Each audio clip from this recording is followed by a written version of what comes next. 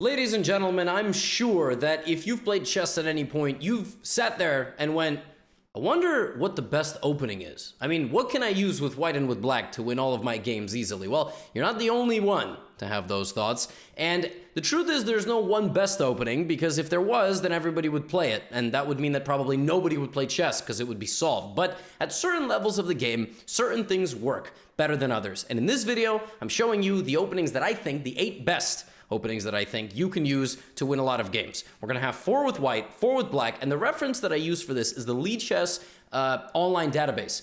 The average ratings of about 1800 at Blitz, Rapid, Classical, and so on. So we have a massive sample size of games, and the first one that we're jumping into is the Vienna Gambit. Now, in particular, e4, e5 with white, and not knight f3 or knight knight f3, knight c3, or for example the Scotch, but the Vienna straight away with the move knight c3. Now, black here has 2 options, right? Black can just naturally develop like this, and throughout this video, I'm recommending things that are on the main line, that are the most popular moves. So the reason I like the Vienna so much is because if, for example, black plays the move knight to f6, white can immediately play this move f4. We are delaying the development of the knight instead of going to f3 to either play f4 right away or play it with a little bit of preparation. Now, this position, okay, has been reached 520,000 times, okay? The best move for black has been played about 95,000 times. So more often than not, your opponents are either defending, which is just bad, all right? This is just not a good line. You can play knight f3 here. And again, to investigate any further into these things, this video is just a starting point. This is not a masterclass in the Vienna, but if you want to give any of these a shot, you know where to go, all right? You know what to do, you know what to look for, you know where to go. So a lot of people defend like this, and a lot of people even take. Taking is already losing for black because you just play e5. The knight now has to go back here. If the knight doesn't go back and they try to go like this, you have queen e2, and then knight f3, cover the check. That's the only thing you have to do. So the reason why the Vienna works so well is because even if, I mean, first of all, if black shows up, doesn't know what they're doing, they're just getting immediately completely lost position. If they do know what they're doing, which is the move d5, well, then if you're a little bit well prepared in one variation, you're going to be completely fine, right? So this is not a win quick video, but this is a video that will get you an opening repertoire that will hopefully serve you well in the future. Personally, I, against d5, like to take. They go here, and then I like to play this queen f3 line. Okay, and now you have to know a couple of different lines by black, but the general idea here is that if this trade happens, you play d4, you play bishop d3, knight e2, and you just get a very easy game. You have a nice, direct attack here on the king in the future, and you get a very nice position. So the Vienna Gambit, even if the opponent knows what they're doing with the move d5 on move 3, which they don't oftentimes, they will get a terrible position, have served me very, very well in a lot of my games. I've beaten many grandmasters with this. Now, if they play knight c6, which is also a very popular move, you can play here and prepare the move f4, but there's a very poisonous line here, which is the copycat variation. And in 290,000 games, this move has been played 88,000 times with a win rate of almost 70%. So the copycat variation, study that in the Vienna. It's extremely potent. I love this variation, queen g4, looking for queen g7 stuff. It's won me a massive amount of games, and the win rate here is ridiculous. So the first one that I recommend against d4, e5 is Vienna, either bishop c4 against knight c6 or Vienna Gambit against knight f6. Now you have those 2 names. Now you know how to beat e4, e5. But going around, all right, you're going to play e4, and you're going to get a noob who plays the Scandi. All right, the second recommendation is against the Scandinavian, a very popular opening. It's very popular because a lot of people recommend it, including me. I actually don't dislike this opening at all for black, but there's a very easy way for white to play where you get a really interesting position. First of all, you take. Okay, black takes, and now you play the move knight c3. That attacks the queen. You need to know a couple of things here with white. You need to know, obviously, the queen retreating to those 2 squares, but queen a5 is the main line. It's played more than anything else. And the reason is the queen is very difficult to reach here. Like, even if white can play the move b4, the queen will run back. Black will oftentimes play c6 and escape back this way. And in this position, I recommend a move that out of 2 million games has been played only 69,000 times. Which is like, 2%, I think I calculated, 2.5%, 3%. And that move is b4. All right, this is called the Lionheart Gambit. The point is that you're losing a pawn. All right, so queen takes b4 is just the loss of a pawn. Now you have two ideas here. Number one, c7 is no longer protected. Number two, the b file is open for the future. And there is a line here which is so savage, you are going to catch people and win in the first 10 moves. And if you don't catch them in the first 10 moves, you're still gonna get a potentially completely winning position.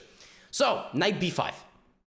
That attacks c7. A lot of people here will just go back to where they were and consider you an idiot because you didn't accomplish anything, and now you have no pieces that can attack the queen.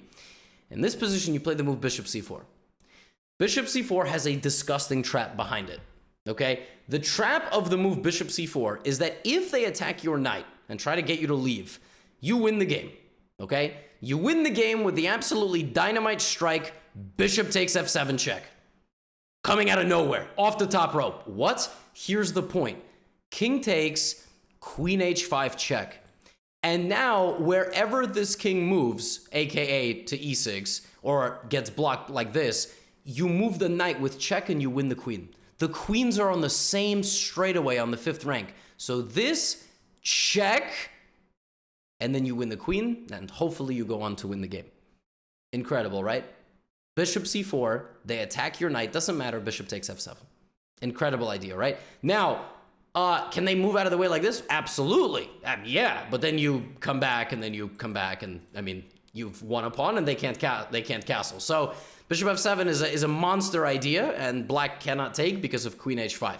If black blocks like something like this, then you just keep developing. Knight f3, castle, quick development, target c7 in the future. It's a gambit, but b4 will win you a lot of games.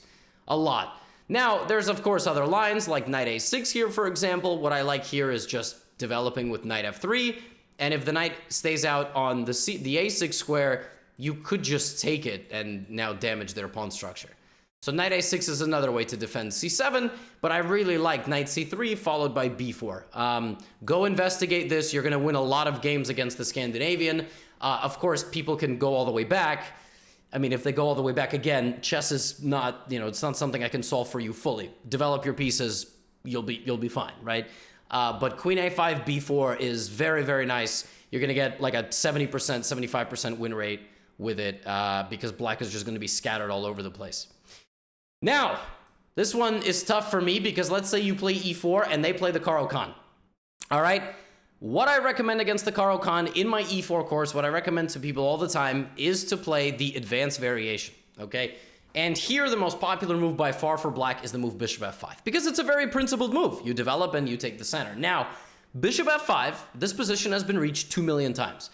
White here playing h4, the Tal variation, is only 190,000 out of 2 million. So there's a lot of millions in there where h4 is not played. And h4 scores like 7 to 8 percentage points higher than any other line, and you're about to see why.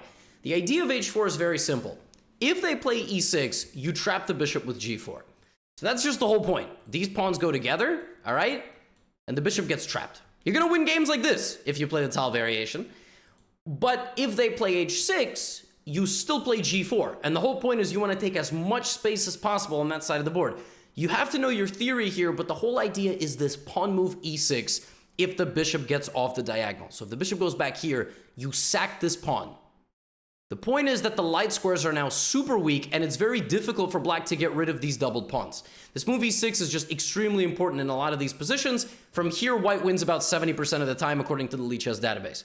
You play bishop d3, and like I said, if you want to investigate this further, check out some other videos, check out my course, or someone else's course, right? I can't give you everything here, every move, but I'm telling you, this line of the Caro with h4 is violent for black.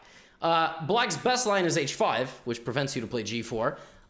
Here, white can play the main line, which is just trading, and again, trying to get this e-pawn through, or one of my favorite lines, which is the move bishop g5, preventing e6, queen b6, and bishop d3. This line I go in more detail in a video I made a long time ago, as well as my e4 course. And I mean, the general thing here is, again, if they play this line to get your rook in the corner, you have the move e6.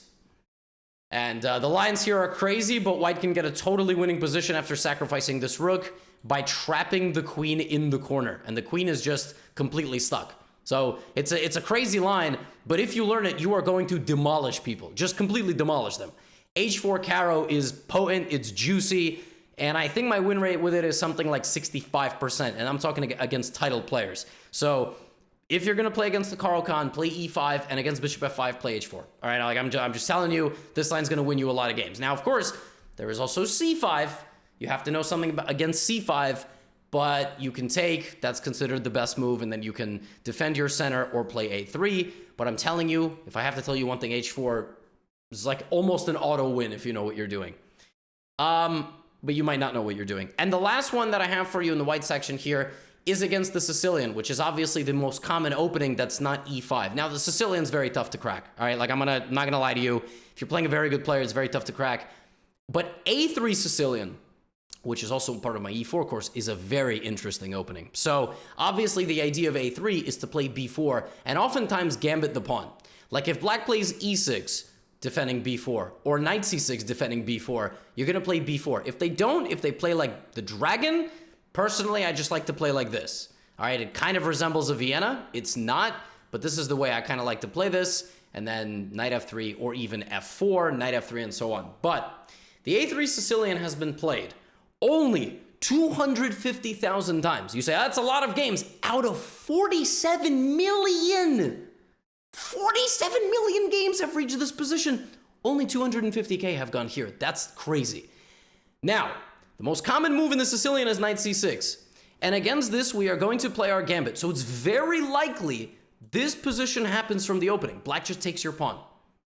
What you're going to do here is attack the knight. The knight is going to go back to where it came from, and you're going to go here. So far, pretty natural stuff. This position has been reached 33,000 times, right, according to that database. Now, here the move that gets played about 51% of the time is black not trying to let you go D5 and playing D5 themselves. And if you learn captures and knight to A3, trying to go knight B5, knight C7, this is one of the most easily winnable positions for white. Black can already get a totally losing position here by playing something like E5, knight B5, and I mean, actually the best line in my opinion is like this, because you can just play D5 and they cannot take, since you would sacrifice your queen, which is really savage, and then play knight C7 and win back the queen. This knight A3 line, and just in general this entire line of the B4 Sicilian, is so much fun because it throws Sicilian players so far off their game. Personally, I like to play B4 when there's a pawn up for grabs, so something like this as well. And here I can play C3, D4, I can take this gigantic center, and then I can just build behind my pawns. You know, I can play bishop D3, F4, and black struggles here because black just doesn't have any space and natural development, and if black tries to break out, all of a sudden here comes queen H5, and now black is lost. So the A3 Sicilian I find just simply super fun. I mean, you don't have to add this. You can add some of the other lines of this video to your repertoire, but I love the A3 Sicilian. If I have to recommend one fun line to beat the Sicilian defense, it would be the A3 Sicilian. It would just be the A3 Sicilian. So those are my recommendations against some of black's major openings when you play E4. Now, we also have to play black in half the games we play, right? So for the rest of this video, we are going to be playing against other people. Now, I've given you two recommendations against E4. The first one in this video is going to be the Caro Kann, because the Caro Kann, to me, is the best opening against E4, especially at all sorts of levels, and in particular, intermediate level. Now, the most common response against the Caro is the advanced Caro. Obviously, if you want to learn the exchange Caro, fantasy Caro, the other Caros, check out a Caro course. Maybe like from yours truly. But the most common line is this, all right? And if you want to just study the Caro for free, you should not play bishop F5, play the move C5. The C5 advanced Caro Kann is 4 times less popular than the bishop F5 Caro Kann, and it is so easy to get a good position here with black. So easy. Watch. Most common move here for white, reinforcing the center, okay? We are going to play knight C6. Black will play knight F3. We can make this trade. You can also make that trade straight away if you want. The second that we see this knight, we are going to pin it, okay? Then we are going to play the move e6 to not block in our bishop. Keep that in mind. This is much worse because your bishop never gets out, okay? So you play bishop g4, you play e6. Then you are going to move this knight to the f5 square. Knight e7, knight f5, and you are putting pressure on that pawn because the bishop is going to get this knight, right? So bishop e3. This position has been reached a lot. This is like one of the main lines for white. And already after about 10 moves each, black is better. Black is better because structurally it's really difficult for white to defend this pawn. And if white plays a move like h3, for example, you can take the knight and immediately go to trade the bishop. You can get this position where black is just significantly better and wins about 75% of the time. White just struggles here to guard the center, and if white plays moves like knight e2 being super passive, we can already immediately begin attacks on the king. So the advanced Caro with c5 just gets you such easy to play positions. You just have to learn dc5. Here, knight c6 and e6 are both moves. e6 is one of the lines, yes, blocking in the bishop, but the bishop will get out a little bit later. Personally, I really like knight c6, developing this bishop, and then playing e6. Black has a positive win rate after c5, which is extremely rare in chess openings. Like for black to have a positive win rate just from normal stuff. I love c5. I play it in Blitz all the time. I've played it in Classical. I played bishop f5 in Classical. I played the Caro-Kann my whole life, basically. So try this. You're going to destroy people. But I have to give you something else against e4 as well, right? Sorry, I'm going to lose it. So what I have for you here is if you are going to be an e4, e5 player with black, okay, I have two recommendations for you in e4, e5. Obviously, you would kind of need to learn something against the Vienna. My recommendation would be, if you want to learn the Vienna, just learn, right, from what I showed you earlier in example number 1. But the most common thing by far is to get knight f3, knight c6 on the board, okay? Now, white has to play one of the bishop moves or the Scotch. The only reason I'm not recommending e4 as this number 1 recommendation is because learning all the theory here is really hard, actually. Like, I'm going to give you some really interesting weapons with black, but if they play something else, like they just play the 4 knights, you got to know that, you know? You got to learn the Ponziani, you got to learn that. But against the two most popular moves, which are Italian and Spanish, against the Spanish, you probably already know this, but I recommend the Schliemann or the Jaenisch Gambit. This is in my black gambits repertoire. I think this gambit is incredible. And if you notice, it's a Vienna Gambit in reverse. If they take on f5, you play e4. So it kind of resembles the Vienna Gambit in reverse. I love the Schliemann. I think you can get some really, really nice and simple to play positions with it, like this, castle, open f-file, and you can just smash people who try to play the Ruy Lopez against you with the move f5. However, the Italian is a little bit more potent, and I think knight f6 is a very good move. Again, white can be boring and not play the fried liver invitation, so white can just play normal. And, well, unfortunately, folks, you just kind of have to play chess, right? I'm trying to give you the best options, the best openings, right? If your opponents play knight g5, trying to go for the knight attack, the fried liver, the most popular move in this position, almost 2 million games, I have a video on the Traxler counterattack, but that's not my recommendation right now. My recommendation for you in this position is to play the move d5, which is considered the best move. But after pawn takes d5, I don't want you playing knight a5, and I don't want you playing knight takes d5. Here, I wholeheartedly endorse and recommend the move b5. This is an amazing move. b5 counterattacks the bishop. If they take our knight, we take the bishop. Very simple, right? Then we're going to get very quick development and castle. The move b5 will oftentimes get taken.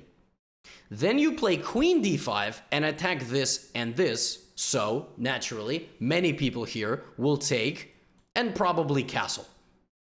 Now, black gets laser beam bishops here. Black can play bishop d6, bishop b7, and just absolutely slaughter white on these diagonals. So, for example, h6, knight f3, and this cannot be taken because of this. Whoopsies. So let's say white plays rook e1 trying to get this. Bishop d6. All right? Let's say white plays d3 or d4. It doesn't make a difference. You can always push, but you can also castle long. This is the incredible thing about this. White is going to have a nightmare dealing with all this going on over here. White's already lost. For example, de5, there's bishop e5, and the queen is hit. Mate is going to be threatened quite soon. So this line with b5 is awesome. I love the move b5. The best move here for white is to go all the way back to f1. No one's going to know that. Come on. Maybe if they watch this video, they're going to know. But come on, no, what? Nobody's going to play that. All right? Like, and if they do, well, then there's knight takes d5. All right, if they do, then there's knight takes d5. And if you, let's say you give b5 a shot, right? And everybody knows the move bishop f1 for some reason. All right, well, then you play the main line. This is the whole point of today's video. If something in this video doesn't work for you, it's not like I've landed you in a lost position. All right, just change one move. All right, no b5. Play the move knight d4 first. All right, trying to play b5. Well, here you have to know c3, for example, but knight takes d5 and then queen g5 stuff. Like it's, oh no, sorry. I think c3 you must play b5, bishop f1, and then knight takes d5. But in general, the fried liver is something that you're going to face a lot, and it's good to have a good weapon against it. I really like this b5, but you don't have to listen to me. But you're 20 minutes into my video, so I guess you like listening to me. Now, the video would not be complete unless I gave you options against d4. So, the first option that I give you can be played against the knight f3, move 1, c4, move 1 as well. I'm recommending the Dutch defense. The Dutch defense can be played against any of white's d4, c4, and knight f3 setups. You can choose the Leningrad Dutch, the Stonewall Dutch, the classical Dutch. The Dutch, is great. But personally, the Dutch that I think is easiest to play is the one where you put the bishop on b4 and fianchetto this bishop on b7. Let me show you what I mean. c4, knight f6, knight c3, e6, knight f3, bishop b4. This setup for black is so great. The point is, you get rid of the bishop for the knight, you fianchetto the bishop on b7, and then you castle. This is something like how it should look. If white ever plays a3, you take the knight, otherwise you don't worry about it, and you get something like this from the opening. Your game plan now is extremely simple with black. You will put this knight on e4, you will put this knight on d7 and behind the knight, so something like, that's not what's going to happen, something like this, and from here, you will launch an attack on white. You will play queen f6, g5, g4, rook f6, rook h6, something along these lines. And these positions flow so naturally. Rook f6 behind the queen, and this bishop laser beaming g2 as well. Personally, I think that this setup is so easy to play with black, and I think you are going to crush people. White should delay the move knight c3. White should not allow you to pin them on the b4 square. That's actually what white is supposed to do. White is supposed to, in this position, play like knight f3, and you can still play bishop b4 and then b6, bishop b7. And you can play this setup against anything. Like, for example, c4, f5, knight c3, knight f6, you know, knight f3, e6, g3, b6. Like, you see, it looks very similar. Castles, bishop b4. It's a very similar setup. It just, okay, they haven't played d4. You can play it against the English. All right, you can play this setup against the ready if you want. You can play knight f3, f5, and then if white tries to play like, you know, just straight up plays the ready, obviously in this case you have a little bit of a difficulty. There's no knight. But as long as there's a knight there, you move the bishop out to b4 and you get rid of it. I love this setup. This setup, to me, super natural, super simple, straightforward game plan, and makes white's life very difficult because white is just trying to move out a bunch of pieces and develop, and you're immediately going for a big attack. So, add this to your repertoire. And this chapter, this whole section would not be complete unless I gave you a weapon against the London. And today's weapon might surprise you. In this video, I tried to give you examples that I don't really have a lot of on YouTube. I've never recommended this. And personally, against the London system, I want you to try knight c6. Now, knight in front of c-pawn is not good, unless you're backed with my video and Stockfish. Your game plan is going to be f6 and e5. We are going for a direct central assault on the London. White has two ways of playing against this. c4 at some moment, and playing knight f3 to prevent the move e5. What this will look like is, for example, and by the way, this move order works against knight f3 as well. So knight f3, you can play knight c6. Of course, here you might need to know Queen's Gambit, but you can add some stuff to your repertoire, or you can play this move order only against bishop f4, and against the other stuff, maybe you can play like bishop g4, for example, instead of knight c6. But you're about to see what I mean. Bishop f4, knight c6, f6. You're going for e5. So white's going to be like, oh, whoa, they're going for e5. Let me play knight f3. Now you pin. You pin the knight to the bishop, to the queen. Now you're ready to go e5 again. White will block. You're going to play bishop takes knight. And then you're going to play e5. Takes, takes. Bishop will get out of the way. Knight f6. Look at this position. Does anybody really have any complaints about this position? Really? Any? Let's say white castles. Now you attack the bishop. This check is nothing. You can always block. The bishop goes here. Bishop d6. Right? If there's a trade, you can castle long and just start a monstrous attack. Black is already better from this position. The biggest trap I love here is if white tries to play c4, there is this, and you just shove this pawn into their position defended by that knight. And black is already doing extremely well. So the game plan is honestly quite simple. You just play knight c6, f6, bishop g4, and push for e5.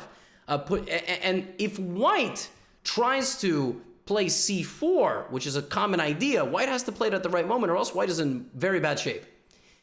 If your queen ever makes it out here and gets attacked, you can pin the knight to the king, and now the knight cannot take the queen. So the position for black plays itself. Very quick development on white. So slightly bad pawn structure and a little bit weak near the king, but knight c6, f6 idea, the combination of the two versus the London are shockingly resilient. Like, I was looking to try to refute this. It's not possible. And again, knight f3, maybe not f6, maybe bishop g4 right away. All right, now f6. Boom, you're back in your wheelhouse. All right, you can always take and play e5. Look at this position. I mean, can somebody really complain about this? Like, look, this is amazing. You have two center pawns supported by knights, long castle, bishop b4. People are gonna hate you. They're gonna hate you. And there's a bonus feature to this setup. You can always play g5. If you really want, this is for the very brave warriors to play like this. All right, you can just march all your pawns forward. London players are gonna hate you. Oh my goodness, they're gonna hate your guts for playing like this. This is not what they're supposed to get when they play to London. So knight c6, f6 combo. If the opponent plays knight f3, can always play bishop g4, followed by knight c6. And then, you know, slowly, so this is not even a London, this is like a Kali more than anything else. But this move order is mildly annoying. You might need to learn an additional kind of thing here, or you can play the Chigorin defense. So this setup is the Chigorin defense, named after Mikhail Chigorin. But in general, against the London, knight c6, f6, e5 is very interesting. That's my 8 suggestions. I think these suggestions will serve you very well. Thanks for watching for 27 minutes. And if you hate one of my suggestions, throw it in the garbage, but use some of the others. I'm telling you, statistics back up what I'm trying to show you here today. I think these openings are very common. You're going to get them in your games, and you're going to be able to play some of these recommendations and get very good positions. Enjoy. I'll see you in the next video.